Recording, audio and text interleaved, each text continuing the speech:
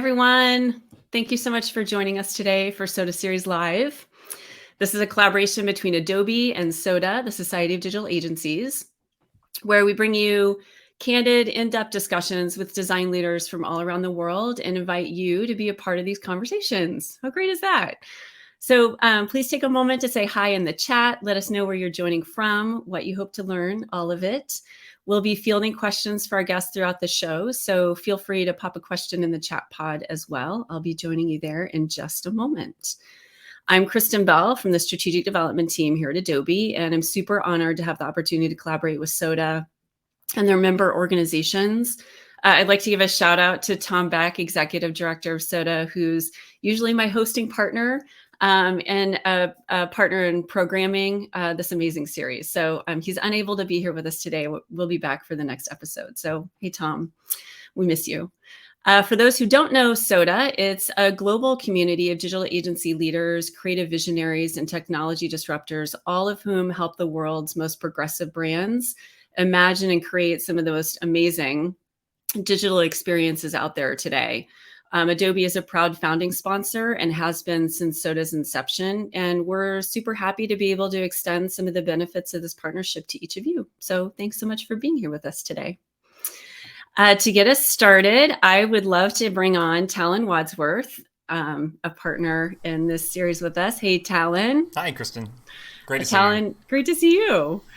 Talon is principal designer here at Adobe and leads some of our most exciting product initiatives. He loves connecting with the community and discussing all things design, which you will see him shine during this episode. You're so nice, Kristen, but it really is the best part of my job to be able just to talk design every day. So. Well, we love that we get to collaborate with you on this. Yeah, so thank you. So great. And then Talon will be in conversation today with two of our friends from Barrel, an outstanding business-to-consumer e-commerce agency out of New York. Lucas Ballasy is partner and chief experience officer, and Christine Carforo is design director. So let's bring them on camera. Hello. Hey, Lucas. Hey, Lucas. Hey, Christine. Hello. Thank you so much for being here with us. I'm going to drop off camera, but just a quick reminder that we welcome and love questions. So for those of you listening live today, please feel free to put your questions into the chat pod. I'll be monitoring and we'll surface those questions for our guests today. So we'll try to get to as many as we can during the show. So yeah, I'll sign off. I'll see you in the chat. Have a great show, Thanks, guys. Kristen. Thanks, Kristen. All right, Lucas, Christine, such a pleasure to be with you this morning. Thanks for joining us. Yeah, happy to be here. Yeah, and I feel like it's been a little delayed. I feel like we talked like months ago now, but I'm finally now that everyone's sort of recovered and is available. Here we are chatting. I'm so such a pleasure to be with you both. Let's just start out with some introductions. I think really just kind of set some context for the conversation we're going to have today. Let's talk a little bit about you both and maybe kind of your history, your kind of creative journey to this point, and kind of how you ended up at Barrel, doing the great work that you're doing. We could start with Christine. You want to kick it off? Yeah. So I have been working at agency ever since I started my first internship back in 2011. And then I moved to Boston after college and then worked at a couple agencies. We worked with Converse, Mini Cooper, Fidelity Investments, definitely a wide range of clients. And then my family and friends all stayed in New York. So I had the itch to come back. I moved back to New York, and then I had a job at a different agency and then switched over to Barrel, and I've been here for 6 years in January. So nice. Yeah. What was it about like agency world that really attracted you? Like was it the type of work? Was it the people? Was it the pace of the industry? Like what was interesting to you about grabbing that first internship at an agency? I love the variety. I love that you could learn. It almost feels like you go back to school when you work at an agency. Every 3 months, you learn everything about a new subject matter. And I don't know many other jobs that do that. And I really crave that variety. And I have a lot of friends that work in not design and art. So I learn a little bit about what a lot of them do for a living. And it makes it really special to be able to talk to them and say, hey, I'm working on this project in education or working on a project about skincare or healthcare, and then it gives me a talking point with my friends and family. So yeah, I crave the variety, and it's made me feel really blessed that I could learn about all these subject matters at work. That was one of the biggest sort of whiplash moments for me. The thing that I missed the most when I moved from the sort of agency studio world to working, at Adobe, where like projects are like years long. I find myself like maybe a couple months into a project, and I find myself like, I'm missing something. What is this feeling I'm feeling? It's like, oh, because you'd be on to like some new exciting thing like every couple months, and I'm like, yeah, that's what I'm missing. It was a real adjustment for me, so I do miss that world still. So this is why I love talking with all of you out there in that world still. So cool. So Lucas, give us a little bit of your bio. Tell us a little bit about your journey and how you ended up here at Barrel.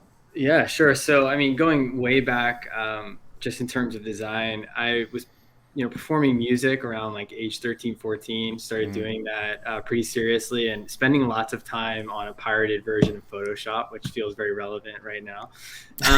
And just making posters and, websites and all kinds of stuff. And, as things progressed, started applying to, thinking about college, my next door neighbor actually helped me realize that this was a career. And then those late nights doing that was actually something called graphic design.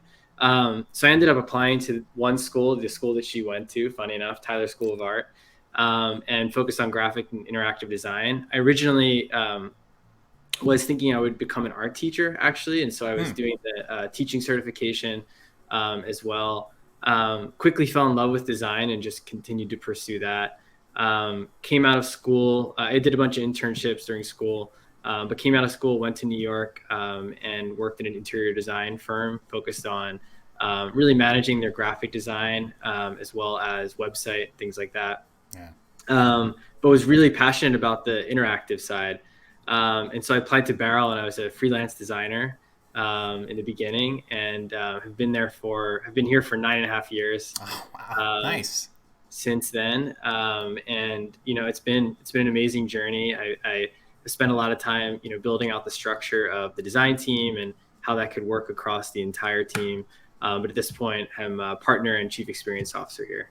Oh, very cool. That's a great journey. There are a lot of touch points. I'm sure hopefully some people maybe in the chat, if they're in our kind of cohort, as it were, remember, like, I'll have that touch point of like the pirated copy of Photoshop. Yes, I'm not going to get in trouble for saying that. But no, I was like, should I say that? But I'm like, no, you totally what? should. We all had that experience. We identify. We all have it. I was like working in MS Paint, and then I realized what vectors were, and I was like, wow, there's this whole world. I need what is this? Totally. That's super cool. And I also like that also resonated with me. Like, I had no idea this was a job when I was growing up. There were these things that I was drawn to, and these ways of approaching problems and storytelling, and but yeah, I had no model. There was no model for me to say, oh, that's a thing I want to go and be. And it wasn't until like I got into college and I took a Photoshop for design class, and I'm like, oh, this is it. Designing rock and roll posters for the rest of my life. Like, this is it. Yeah, there you go. So, yeah, as you can see, with my wall behind me. It feels about right. Yep. I still try and do that, even though I'm designing software now. Technically, UX product design. I'm still making projects like that for myself. Yeah. So, love it. Yeah, cool. Well, one of the things I was really excited to talk to you both about, which I think is something that when it comes to, and Lucas, you were kind of touching on it there for a minute, which is designing process and designing a team. I kind of loved how you were framing that. And I think it's something that isn't often talked about enough, which and again, you see a lot out there a lot, like designers are thinking, oh, I'm just going to go and do great work and just keep doing that same thing over and over. But at a certain point in your career, you start to see the problem a little differently, and you start to approach the work, and you're also maybe being asked to be a leader. So let's dig into a little bit about the things that you find the most exciting about growing a team, designing a team. Tell me kind of about your approach. I know, Christine, you had kind of a really, interesting, series of things that you've implemented there at Barrel in terms of growing and managing a team. So tell us a little bit about that. What gets you excited about not just the design work, but also the potential of, like I said, designing a design team, designing process to help grow the skills and designers there at Barrel. Yeah, I think I just say I think there's like the side of doing something creative, like being a designer, that I have friends who have like gone off and started their own thing, and it's funny, the problems that start to arise in a lot of those cases is people. I think it's a natural progression for people want to grow and learn and move up within an organization. And so you have kind of the fun creative side of it, but then you have like the professional development and saying, hey, like I want to, I want to be challenged. I want to be doing new things. And I think for us, and I know personally for my journey at Barrel was kind of recognizing that for myself and the people around me, and kind of saying, how do we start to establish more of a path for people? Obviously there's the retention, but I also think it's really just about, within the organization, but also just like giving people, the opportunity to learn and get better. And so for me, what's exciting is really thinking about that across the team. Not focusing so much on, titles are important, but really what is and a lot of the conversations Christine and I have had over the years are really about what is it, like what responsibilities and experiences are you unlocking as you move up, and how do you kind of expose people to those early on so they can, succeed and fail, and we learn from those and they continue to get better and better, and kind of find where they like to play, right? Is it, for me, I think the idea to become a teacher has come out a lot in my career, just from a mentorship and management standpoint. And so some of the best experiences I've had are just seeing folks that I've worked with go on and do amazing things, like whether they're at Barrel or elsewhere. And so for me, that's a really exciting part of team structure, and just giving people a place to learn and, gather new skills. And then whether or not they continue with us or, is kind of regardless. It doesn't matter. It's taking those and doing things outside. But yeah, I'd love to hear, Christine, anything else there. Yeah, I won't lie. When Lucas first brought up management to me, I was like, I am never going to not design. I was so dead set, and I couldn't imagine ever not designing. And the gateway drug for me was the internship program. And I fell in love with mentoring interns. Like I loved seeing people grow. You see the growth. It's tremendous as an intern. So I got excited, and then I took on some juniors, and then, I ended up leading the team. And one of the most important things I read to get there was an article called Rewriting Your Own Story. And it was about different things in your life that you've known to be true that sometimes you need to shed to become a new person. And that was very relevant in becoming a manager, and thinking about what do I want an intern to feel about the support on the team. So whenever we hire, I very much believe that I can teach anyone typography and layout. That's something I could teach in my sleep at this point, but you always can't teach people to be nice to each other. So that's a real focus, is making sure that we hire people who are really kind and caring, no egos, and people that really like nurture and support each other. And I think in school for a long time, I had this vision that I would be competing against people when I turned into a designer, because they put you in a critique panel and you are against people. And it's not a very collaborative, welcoming environment. But then you get to work and you actually just work by yourself. At least that's the way it's been at an agency. And then you get to be on this wonderful team where you share things with each other. And that's been really amazing, is seeing that collaboration. Even though you're not always working directly with each other on projects, you're getting to share experiences, pains, like happy moments. And that support system to me was the greatest thing to build on the design team. Yeah, there was one thing that really resonated with me, and something that you both said, which to me spoke to, as you progress in your career, and when you get out into the world, you have to work with other people in some to some extent to execute on these sometimes very complex problems, right? You can't, it's not just you anymore. It's not a one designer show here. Like, you're relying not just on the other designers on the team, but project managers and account managers, and right, that this is really like, there's all this hidden work that goes into creating a project, right?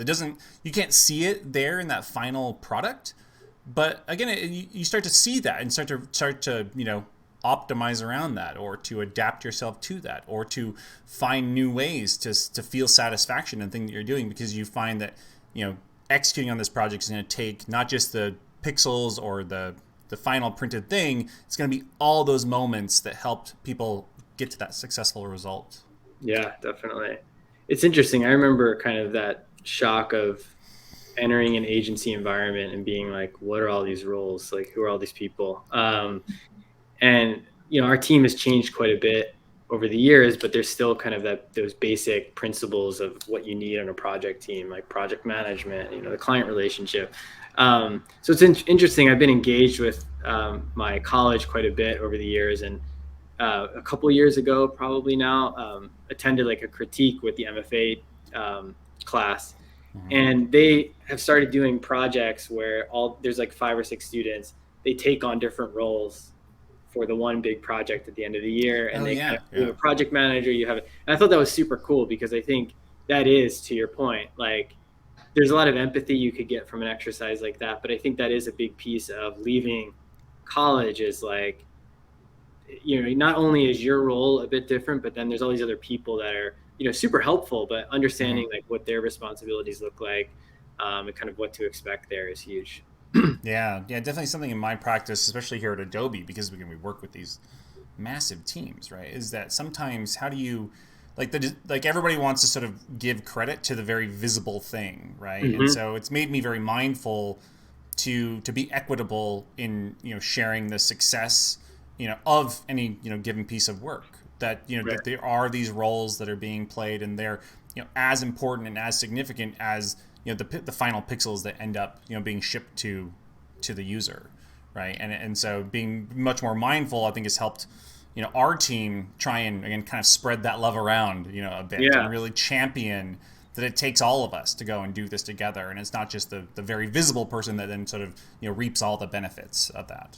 Yeah, I think like, and at least in our world, one thing I try to remind everyone about, because I think what you're saying is interesting from like a leadership perspective, but I think it also starts with the person understanding how to engage. And so for us, it's like, look, we all, we work with primarily clients who have e-commerce, some aspect of e-commerce within their business. And it's really thinking about like, we're all customers, like, we all buy stuff every day. So like maybe the designer is helping bring the brand to life through an e-commerce experience. Maybe the project manager is keeping things on track. But hey, like, do you think this is a good experience? Like, are we missing something? And so I think it's also like, how do you help those other roles understand? Because you hear people say, which drives me nuts, like, I'm not creative, or I'm not a designer. Like, well, if you got an email and you didn't think it looked great, or it didn't resonate with you, then obviously you have some kind of, creative thought. And so for me, that's been interesting, just trying to help the team, see how they can engage with the work. Because ultimately we want everyone's perspective, at the table, to really make the work as great as it can be. So yeah, I really like that. Christine, there was something I wanted to go back to, because that you referenced that article, and I don't remember now; it just completely blanked. But it reminded me of moments when in my own career, when I've reached these sort of turning points, as it were, and I would ask myself, do I need to keep doing the same thing that I've done the last few years in the same way that I've done it? What more can I do? What's out there waiting for me? How can I continue to grow? So this mindset of growth, and I can sort of pinpoint like these pivotal moments where I'm like, oh, what should I be doing now? How can I help the team grow? Instead of just I could keep doing the great design, design that feature. I could design a dozen or more of them. I could just keep doing it in the same way. But there was something that you were saying that I liked in again, that sort of growth mindset. I don't think that's really talked about enough. I wonder if you could kind of maybe talk about your own experience and maybe some of those moments where you said, like you kind of opened the door to this new opportunity, and maybe just kind of dig in there just a little bit more, because it really resonated with me what you were saying about that.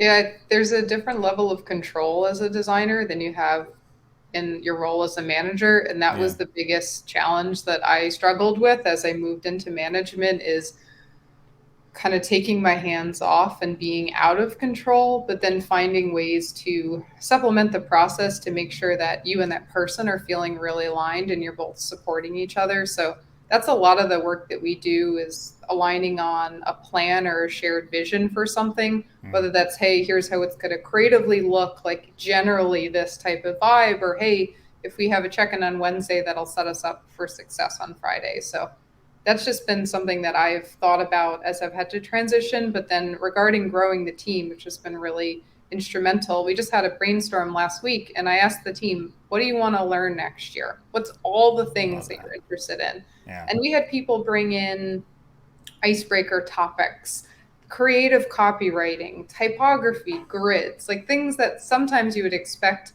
everyone to have a good handle on. And people are asking, could I have a refresher on that? I'd love for the team to start at the same place. So we did a bit of crowdsourcing for our upcoming design team meetings, and then we mapped them out.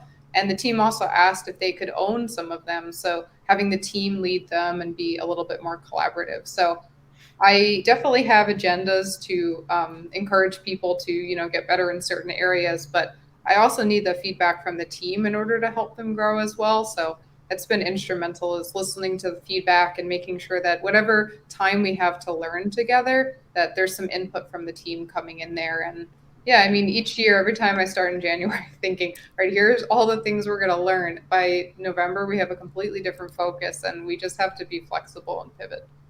Yeah.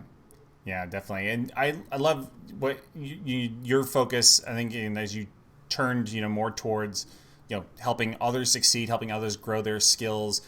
You're also sort of creating an environment where people feel trust.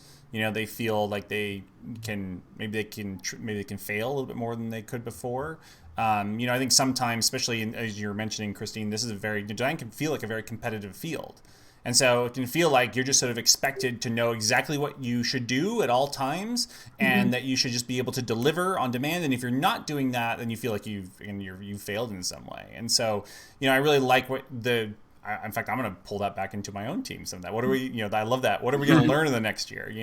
Like there's a lot that goes into just creating the right team environment. Lucas, I don't know if maybe there's some things that you've thought about or worked on in terms of, creating a great culture, right? That allows for great work to happen, right?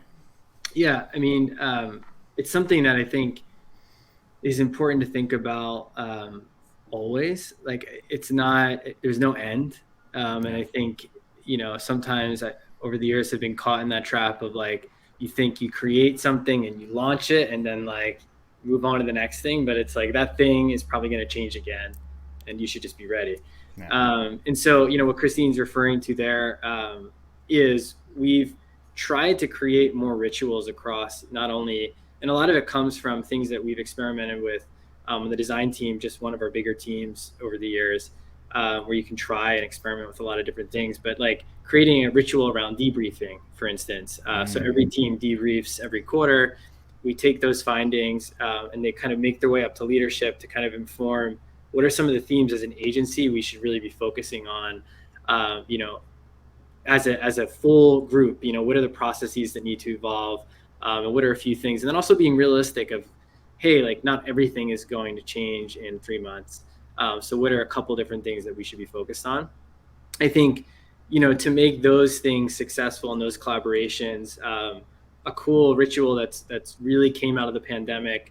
Well, it started back, we used to do something called Bourbon Fridays in the office where we would try a new bourbon, which that ran out at some point. But we just hang out, shout each other out. And when the pandemic happened, we couldn't really translate that same environment, on Zoom. We tried and failed. So we switched to a Tuesday meetup where you get everybody together every Tuesday. And that's now evolved into these themed meetings every month. So we do one where we talk about debriefs from projects that we've done recently, which is another ritual that happens at the end of a project and, in the middle of retainers.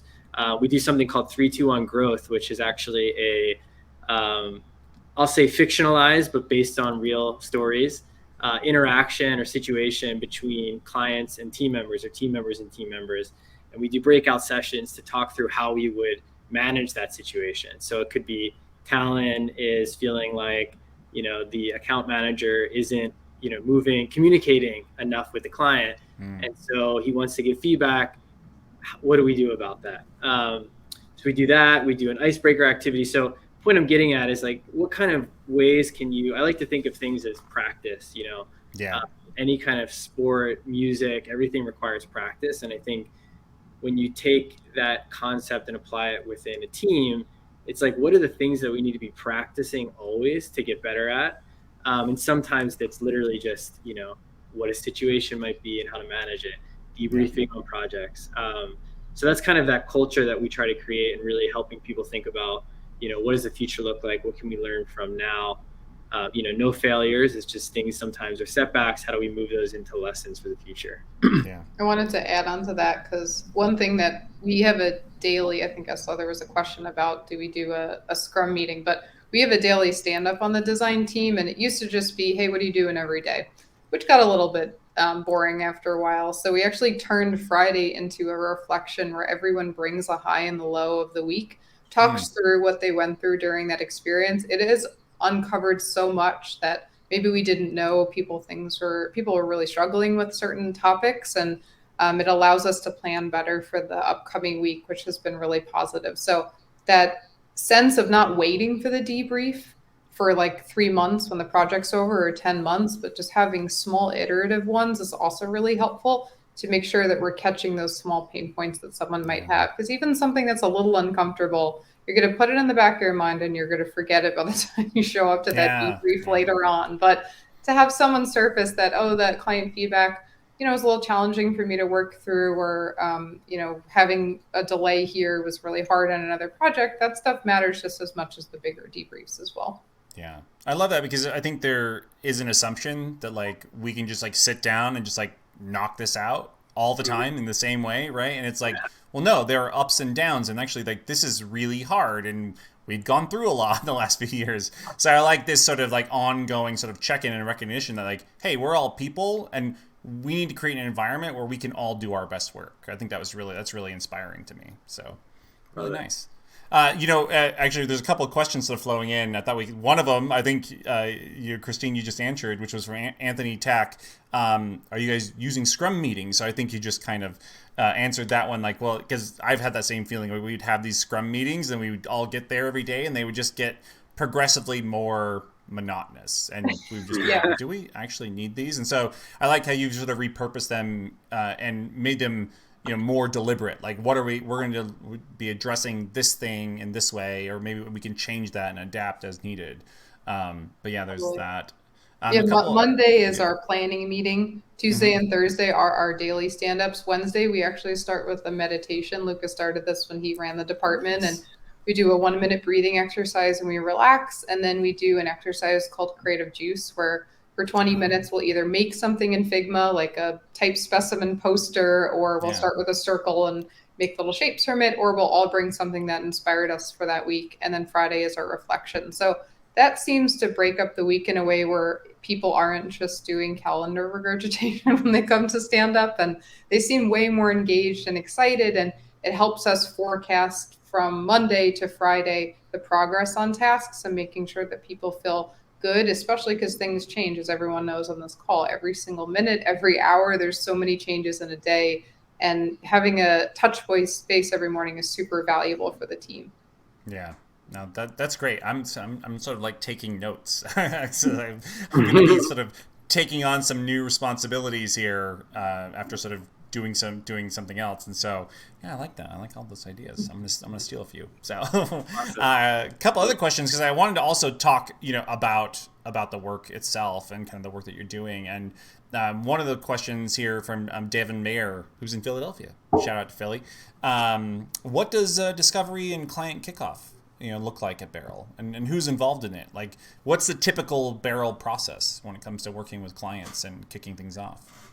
Yeah, so we've started shifting a lot of what typically at some points in our past have been done during like a discovery type engagement through our new business process. Yeah. So we've realized, just like, if we can invest in spending that time with the client up front, it not only helps build trust and kind of learn how each other works, but also helps us get into a lot of potential open-ended areas of the project early on before we even sign the project. So we've moved a lot of those discovery type activities, like URL crawls, features and integration conversations, workshopping.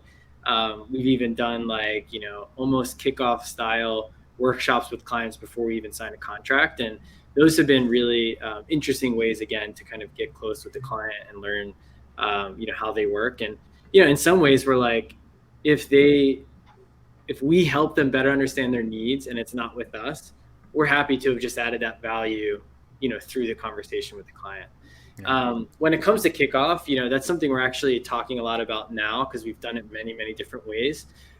We do send a client questionnaire out to clients during that. Kind of once they sign, we send a bunch of materials that they need to fill out and things like that. We do an internal onboarding with the team, which we've had a lot of success recently, actually, of videoing those sessions and then sharing with team members if they can't make it, or referencing later. And then kickoffs, we try to make interactive. FigJam has been an awesome tool to just make, and there's been so many different iterations of it, but having it within Figma has been cool, to just get the client engaged and, use things that we've learned, get them up on the board, and then review what we've learned and ask more questions and kind of add notes with the client to what's on the board. So for instance, if you're an apparel brand and you sell jeans, shirts, and sweaters or something, you might just put those up on the board, but then say, okay, well, what makes each of these different? Tell us more about how these products get created. And you start to dig into the story behind each of those products and learn so much about, who they are as a brand and what that will look like, from the website.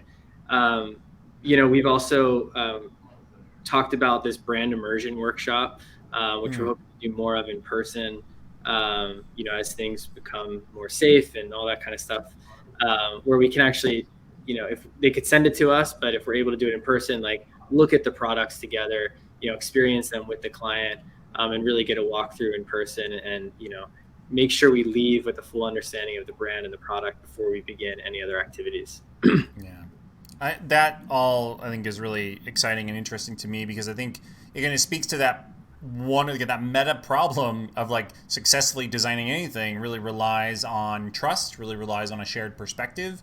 And I like, as you're sort of thinking through these problems and like, how do we align with a client? How do we align the team? What are the tools that will help us facilitate that conversation, that research, that discussion, to make sure that when we all break off and then start to, really dig into the project, that we just have that foundation of knowledge and trust that then can set the stage for future success, right? And like, again, that sort of gets back to that theme we were talking about earlier of like the not design work that's going on in addressing a lot of these problems, Christine, anything to like add there in terms of just things, processes that have helped facilitate successful results? This is kind of related to, I'm kind of working on a meta project here at Adobe that's kind of related to this, so I'm really interested. Like, what are any things you can point to in terms of processes that really you felt have helped the team achieve a really successful result or really high quality result?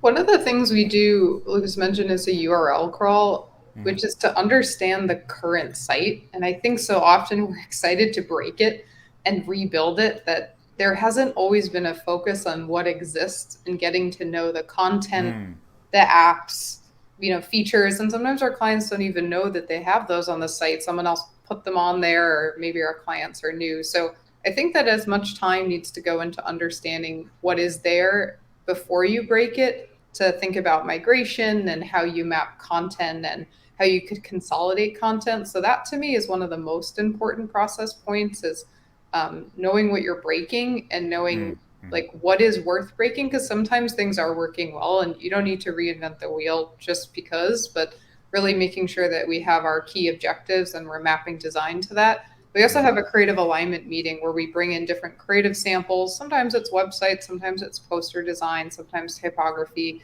We sit with the client, we ask them, what do you like? What do you hate? If you're indifferent, I'm assuming you hate it because I want you to love everything. And then we take that and that informs our directions for the site. So there's a lot of micro moments in the process. We try to break up bigger deliverables into smaller ones so that we can ensure we're getting alignment. So rather than just going out into a dark room for 3 weeks making these beautiful web design concepts that we're not totally sure that they're going to love, and then presenting them surprise, it's better to have a couple points of alignment where you're making sure that you are on the same page about their vision, see what they're excited about. And then when you show the web design concepts, the reaction should be, we love this, but this is what we expected because we had that alignment. So making sure that the process is not big deliverables, but smaller deliverables to make sure that the client is giving input and that they see us more often. I think we've had more successful relationships with clients who see us every week. And we're not just going away, and we're losing momentum if you go away for 3 weeks and then come back. But sharing in progress work and not being afraid to do that. Like, not everything always has to be polished. Like you said, we're all people, and I think our clients are people just as much as we are. So that has been interesting too, is being open to doing workshops and sharing things that may not be final, but to say, hey, here's where we got to. We wanted to share this to you to get an initial feedback. That has been one of the more valuable things I've seen, because it's either resulted in great, keep going, or hold on, we need to reset and realign as an internal team or as a team together. So I would say, like, the little points and the bigger process is the key to success for us. Yeah, that's definitely a trend I've seen both in myself and in others, as especially if you're earlier in your career, is a tendency to just kind of like, sometimes an anxiety about it. You're just like, you get the brief, you read the brief, and then you just jump right into it, and then you kind of go dark when it comes to communications because you're sort of in your head too much, and you're not really accounting for what's already there. What are the things that you can build on? You don't have to reinvent the wheel, or like that it is better to share in progress work, and that there is a way in which you can set the right context and expectations, and that builds a deeper set of knowledge and trust over time. I really love all those activities in the way. I mean, is this something that you all are at the leadership level really speaking about and evolving, like in real time? Are you learning from past experiences? Are you trying new experiments? How does that ladder up, and how does the leadership team really think about that? Yeah, I mean, I find it personally super exciting. Like, we evolve things quite a bit. I think for some it can be a lot, but we're always kind of like, how can we learn from past experiences? We've had, as a good example, this past year, we had moved a lot of our clients onto Asana, quickly learned just how for us, it was just challenging to get them to communicate at the level that we wanted to. It was confusing. So I started doing a lot of like check-ins with clients and talking to them.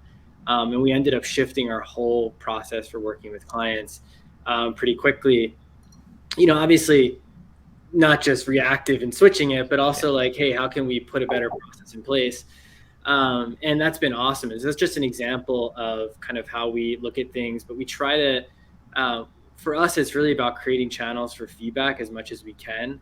It's always going to be difficult to get people to be honest with, us and their colleagues about how they're feeling, but we've tried to put a lot of different things in place to make sure that feedback is coming, so that we can really think about, hey, is this something that we're hearing, in many different ways?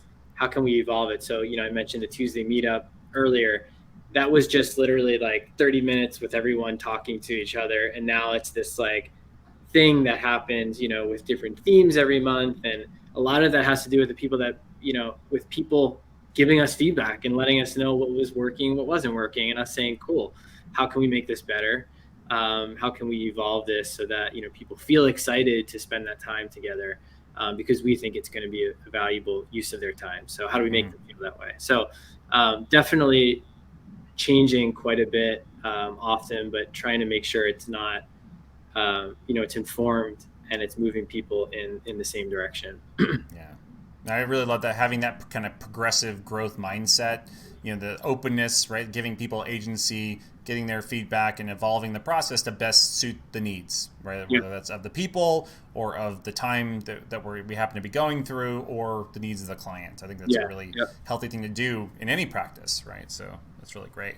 I'm going to shift back a little bit to some of those practices that you do that really set the foundation for the work that you're all going to go and tackle. And we talked last time kind of about a research project that you all had worked on to sort of gather kind of observations more broadly in the trends and workflows and ideas in the e-commerce space. So tell us a little bit more about that program and kind of like how it's gone, and what are some things that you've learned from that.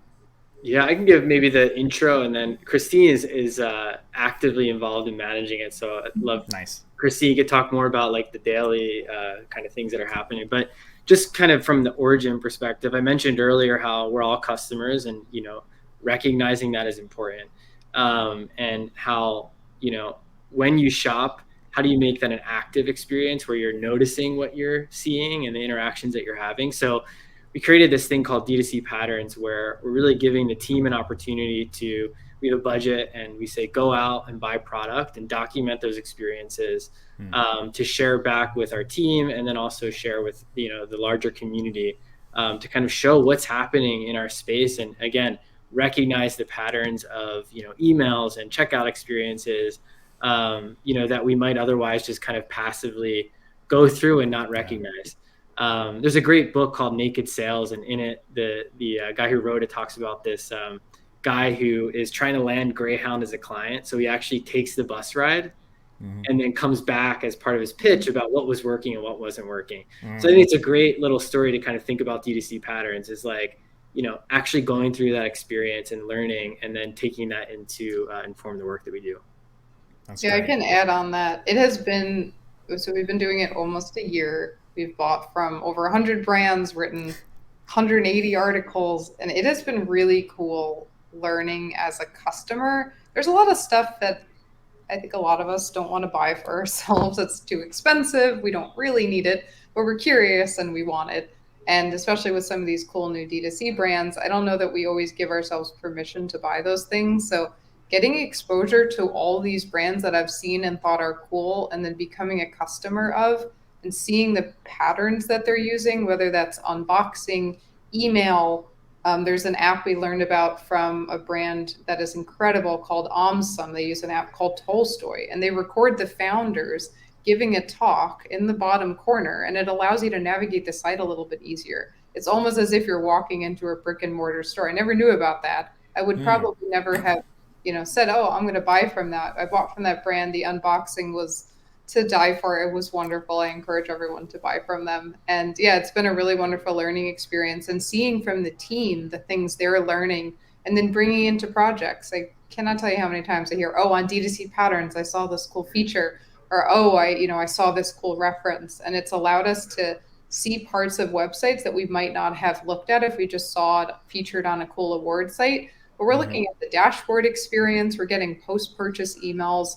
And as a real customer, we're getting the 360 experience with the brand versus a very narrow view of homepage, product detail page, but product listing page. But becoming a rewards member and getting emails about that, and then end up staying with the rewards and continuing to buy from the brand. So it's been pretty cool. And I've been really impressed the levels at which people will go through to really make impactful design, whether that is you have a mission of sustainability and the levels people go through to explain their packaging, their recycling, and then delivering on that unboxing experience. That has been something that has been really shocking to see in a really positive way. It reminds me very much of school, because we did stuff like that, and seeing someone consider every detail of the design has been amazing. That's really exciting. I love the sort of the direct experience that you're sort of fostering, both in your team and then learning and sharing that back, with the larger community. They feel like sometimes, again, I think this happens to anyone who builds up experience in a subject matter.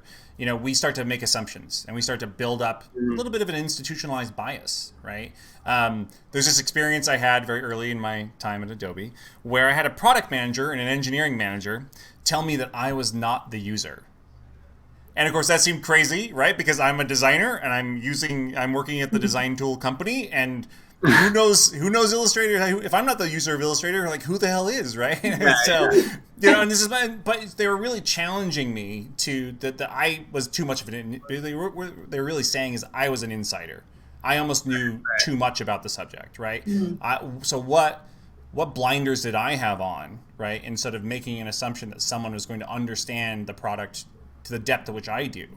And so it really made me look for now more of those experiences to see something in a new way or a deeper way, or again, represent the user much more, and not not rely on those assumptions or those biases. So I really love this program, and it seems like is it paying results? Is it paying off in terms of the efforts? And do you feel like you're seeing the results play out in your work, all these experiences that the team's built up? I think so. One of the biggest things that it's resulted in is people have references quicker. And we can pull up an aggregate of references a little bit faster. So that's been huge, is being able to say, oh, I just bought from this brand. They have a killer subscription flow, and specifically how they continue it in their cart. Check that out.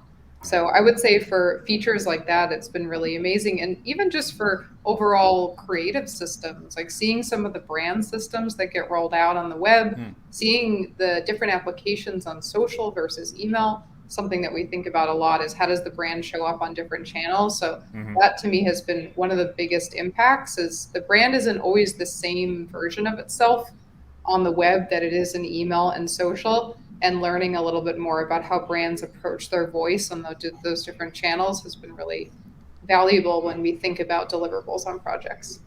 That's great. Well, looking forward to more results from that project.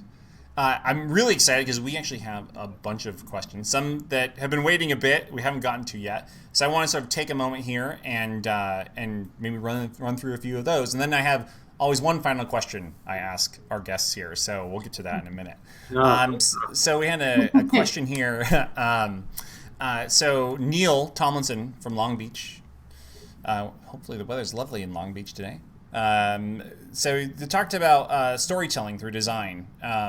So he said he's curious about how design professionals are tasked with bringing in like other data into your work. So he specifically mentions geocentric data, but this kind of relates again to the topic we were just talking about. How do you bring data into your work, particularly when it comes to the e-commerce work that you're doing? Yeah, I would say it's interesting. We as an agency, our founders Peter and Se-Wook have always really thought about design as how can we make it really clean and simple. I mean, you obviously want to make it a beautiful experience, but how do we make it really easy for people to use and cut out all the kind of noise? And I think the reason I bring that up is that's where data can be really helpful to think about how to make more informed decisions around the work that we do. And so that's been part of our DNA for the whole time that we've been an agency. And so a lot of this is the way that we use data will change depending on what we're doing. So if we have a current website that exists that is being redesigned, we have a whole process for digging into their e-commerce data through Shopify, looking at Google Analytics. If they have tools like Hotjar installed, we'll kind of take a look and see what how people are currently using the site, and really just give us as many different insights and themes that we can pull forward to make sure whatever we put out there in the future has some of those things represented. And because we're not optimizing the site, it's a little different because we're going to scrap everything, but it's really making sure what's working, what's not working, how can we make sure whatever else comes out now is better and solve some of those problems. But then you have optimization projects where data becomes really important because you're actually going in and finding very specific issues with a process or a checkout flow or a product page, and you're going to try to solve that specific thing. So we use a lot of those same tools, but it's funny. I always tell anyone that's working on optimization projects, like, first just go through the experience without looking at anything and just see, kind of write down, what are 10 things that you feel like could be problematic or be confusing. Like, is the price hard to find? Was it hard to figure out how to check out? And then go into the data and figure out if those things, if you can basically find a reason why those are working or not working. And so sometimes we learn that, for some reason, something that we thought would be problematic is working. So why is it working? Or we find out that, people aren't even scrolling far enough down on the page to see that content. So even though that content's there, no one's seeing it. So we need to move that higher up. So that's really how we think about data.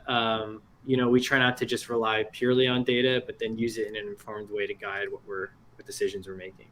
One of the best resources that we use is Baymart Institute. I don't know if people use this on this call, but they have free articles. They also have paid articles, and they do thousands of hours of research on other e-commerce websites, and they have really helpful, actionable articles that give you, hey, optimizations to the PDP or to the cart. They also have a great bi-monthly email. If anyone's in the e-com space, I would definitely encourage subscribing to it, because it sends you really good information that you can follow up on their website as well. But whether we're doing a start to finish or we're doing an optimization project, that's usually a pretty good starting point as a reference for not only educating ourselves, but also educating our clients. Sometimes our clients ask, hey, could you share that best practice with us? And to be able to share that same resource, educate them, we're also learning. That to me is the most powerful thing, is when clients are on board because they feel like they've learned as well versus just being told, and you're looking at a shared thing for that information, that always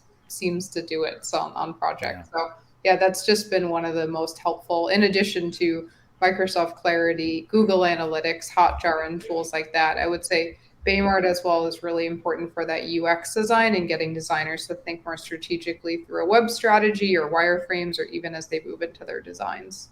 Yeah, great resources. And I love what Lucas was saying about data or these insights being just one of the tools, that you need the holistic view, you need the personal experience or empathy, and then you need data, and you kind of need all of them. You can't sort of make a decision based off of one or the other, that you really need to have a holistic picture of how the pieces fit together.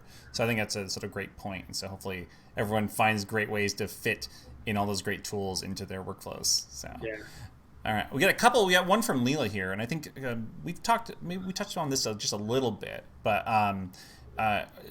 Leela was asking, from San Jose, by the way, she was asking if there are specific resources that you'd recommend when it comes to skill growth and sort of advancing your skills in design. I was just going to mention predictive. Pass it to you, Christine. Anyway, so go. I was going to mention Predictive Index, which is a tool that we use. You take a small set of questions before you get hired here, and then it outputs your profile. Now, what's amazing about this is if you follow astrology, it does feel kind of similar to what you learn there about yourself, but it's upfront about things that you might struggle with and things that are really, your superpowers. And I get that, and then I can match up myself or another person with that to make sure that they're working together and their skill sets really blend nicely. Sometimes that means that you'll have to have different agreements or compromises with each other, but I would say that is one of the most valuable things, is coming in and learning a little bit more about someone and them saying, oh my God, that knew exactly who I am. And I agree, I do kind of struggle with that. That is the beginning of being transparent about things you're really good at and things that you'd like to grow in. And then once you have someone on the team, continuing to facilitate that. If you know someone struggles with something, maybe one thing Lucas has always done is recommending really great books. One of the ones that I read that has always stuck with me is Thanks for the Feedback.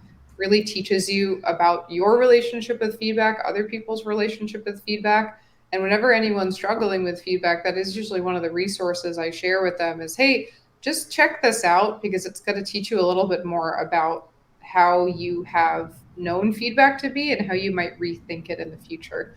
And then obviously there's a lot of other things we can learn, by watching tutorials, but I would say the most effective thing is having designers teach each other. So if I see a designer learning something, I'll have them come in and teach someone else that skill.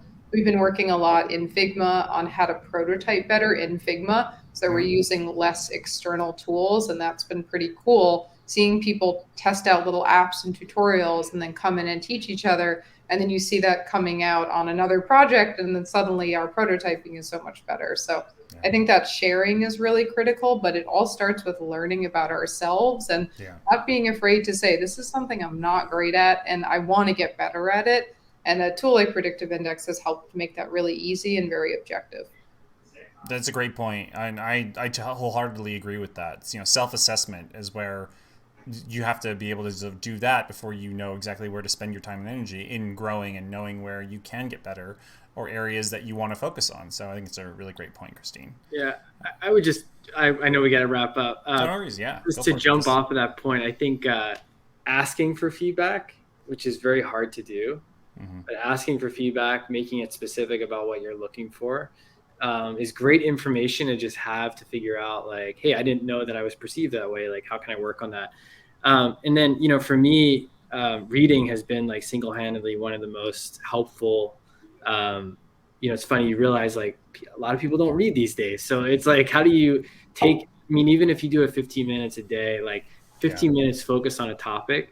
But I think finding books that are either, you know, things that you're interested in, but also, you know, topics that might have things that you might not agree with, are really interesting, because it's a way to kind of hear another perspective, and force you to kind of spend that time with the book thinking about, you know, how you feel when you read those things, and you know, have a perspective on that perspective. So I would say, like, finding a good book and spending time there, you know, pretty consistently is huge. Yeah. I love that. I think every time I come away from reading, no matter what it is, if it's related to design or not, I always come away more inspired and ready to go with whatever project I'm working on. So great point, Lucas. Quick one I wanted to get in there because I'm really excited for this person in the chat. So Sarah Byer, who's in the chat, she has a final interview for her dream job today. I'm assuming design dream job. I'm hoping it is. But any tips or words of wisdom, or, you know, quick shout out for Sarah in I mean, getting out there? Yeah, good luck, Sarah. Good luck, Sarah. I would say if you've made it this far, like, the work speaks for itself, you know, and I think people get caught up on the work. Like, you're probably not there for the work anymore. There's all these other things that we've talked about today. You know, what I always find interesting is coming with curiosity, asking a lot of good questions about them and not focusing on you, and just showing you're engaged in wherever you're interviewing with, you know. What are their goals in the future? What are challenges they're dealing with now? You know, trying to figure out also where you could be helpful in their vision. So I think that curiosity is huge. You're not there to kind of sell yourself. Yeah, ask questions. That's my favorite interview. Once you get past the first round, it's about the personality of that person. And if they are curious to make sure that job is a good fit for them as much as we want to make sure they're a good fit on the team, I love that. That's like the person I'll usually choose. Perfect. I love that. And then to my final question, and we'll keep this pretty quick. What's something that's keeping you inspired right now? That's helping you stay, you know, creatively charged. Again, I always love sort of finding that out, because again, that's something that always helps. You know, again, that recommendation, that sharing with other creatives can always hopefully spark something. So yeah, Christine, you want to kick it off? What's keeping you inspired right now? I have very much fallen back in love with film photography. It's something I do on a lot of my traveling. It keeps my eye sharp for things that I might not have been looking for. So that and interior spaces. I will go anywhere as long as I feel like the interior is going to make me feel really supercharged. Coffee shop, bookstore, even a restaurant I can't eat in. I don't care. If it's inspiring visually, I like it not being always about graphic design, and that ends up recharging me more than looking at digital examples, is going into a space and seeing how I feel in that space. So yeah, I would say a mixture of the interior design and film photography. Love it. Lucas, how about you? Yeah, I would say writing. I started writing a lot during the pandemic, and ended up creating a weekly newsletter. And and I focus on like lessons learned and insights, and having to do that and getting to sit down on a Sunday and Monday and write and just think and force yourself to kind of digest everything that's happened. It could be books that I've read or things that I've seen, experiences, family experiences, and kind of finding what is important and synthesizing that has been like incredible.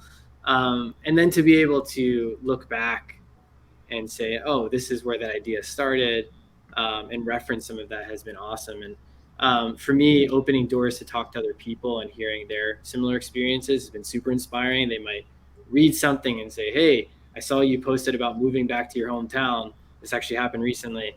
Any advice? I'm going through that right now. How did it go? And super cool to just connect with people and get inspired. So, you know, that and just connecting with folks in the community have been awesome. Things like this.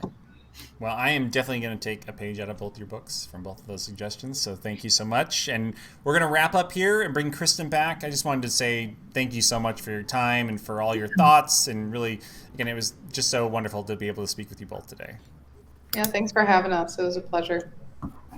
Yeah, thank you, Lucas, Christine. Just for, I would say, like extending your focus on leadership and learning to our community and just taking the time to share your experience and knowledge and learnings over the years with all of us. So many great resources and knowledge nuggets shared. So thank you. And thank you, Talon, for leading such a great conversation. Oh, always my pleasure. Oh, and thank you all for joining us today. And good luck, Sarah. Good luck, Sarah. Shout out to Sarah. And thanks for all the great questions. So many great questions. There might have been some we didn't get to, so apologies. But thank you guys just for being a part of the conversation. And we hope to see you all for our next session, which takes place on December 8th, where we'll talk about some of the things that SoDA member agencies are looking forward to in 2023. So be sure to join us for that one. And just a reminder, SoDA Series Live is a collaboration between SoDA, the Society of Digital Agencies, and the Adobe team here. And you can access all the previous sessions under the archive, the video archives in our Creative Cloud LinkedIn channel, as well as on sodaspeaks.com. Thanks so much. Have a great rest of the day.